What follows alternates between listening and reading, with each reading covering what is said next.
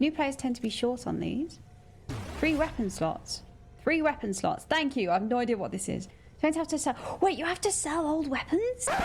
Yeah, I didn't enjoy learning that one very much. I've been playing Warframe for over a month now, and I think it's safe to say that I've been having a lot of fun. But it's also safe to say that the game isn't exactly beginner friendly, which is a shame because it's really worth giving a go once you get past that awkward, fumbling Baby Tenno phase. To help with that, I'm going to be giving you the top 10 tips that I received as a Baby Tenno that completely changed the game for me.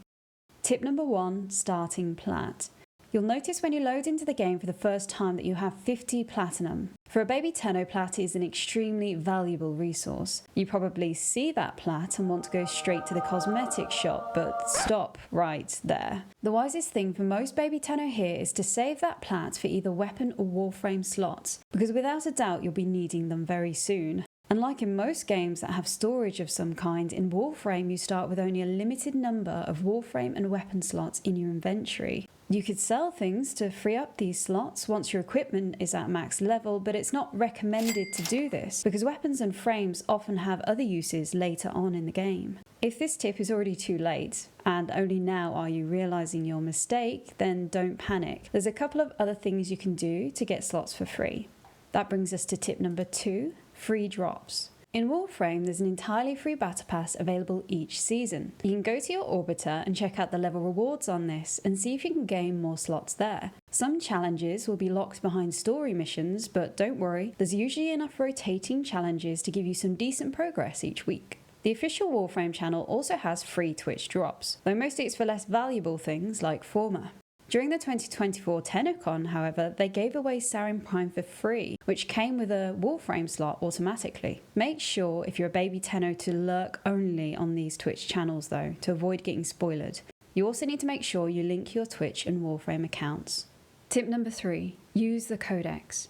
Another way to prevent overcrowding your inventory is to check out each Warframe in the Codex before committing to a particular farm. There's a total of 57 base Warframes in the game at this point, all with different abilities, aesthetics and farm requirements. Before grinding for a Warframe that you might not need or even enjoy using, I'd recommend opening up the Codex and running through the abilities of each one. You can then search up that particular Warframe's requirements on Wiki, and then decide if it's worth the trouble of farming 4,000 plastids or a particularly annoying boss 10 times over. Tip number 4, weekly Ayatan Hunts. Another resource you'll be short on besides plat is endo. The best way to get endo as a Baby Tenno is to make sure you pick up Ayatan stars, both blue and amber, which can be looted from random crates in missions. Fancy white and gold Ayatan statues also spawn randomly in place of loot crates, but they are much rarer and harder to find than stars. You slot the Ayatan stars into the statues and can then go to Maru's Bazaar on Mars to exchange them for endo. Once a week, Maru will also hold an Ayatan race, which you have unlimited attempts at. Once completed, it will reward you with an Ayatan statue for free, so make sure to add this to your weekly schedule. Tip number 5, matchmaking. I'd personally recommend doing the entire main story questline on Solo Matchmaking. This means you can take the game at your own pace while learning the mechanics and the lore, and you can pause mid-mission if you get interrupted. For relic fishers or bosses you're finding too difficult to solo, you can always change it back to public to get a helping hand. Tip number 6, do not sell any Prime Warframe parts or blueprints for credits. These can be sold for ducats later, or better yet, for plat to other players, depending on its rarity. Tip number 7, once you are ready to start trading, make sure to check out Warframe.market to see the current value of what you're trying to sell or buy to avoid getting scammed. Tip number 8, Warframe is a lot of fun, but bugs do happen. They call it bug frame for a reason. If you're ever stuck in a mission in the floor or under an elevator, press T to enter chat and then type /unstuck. Tip number 9, AFK kick counter. If you're like me and love to challenge yourself to solo blind bosses with a bow as your primary, then be wary of the AFK kick timer. If you don't kill anything for a long period of time, a countdown will start on the side and you'll eventually fail the mission if you don't kill any ads before it runs out.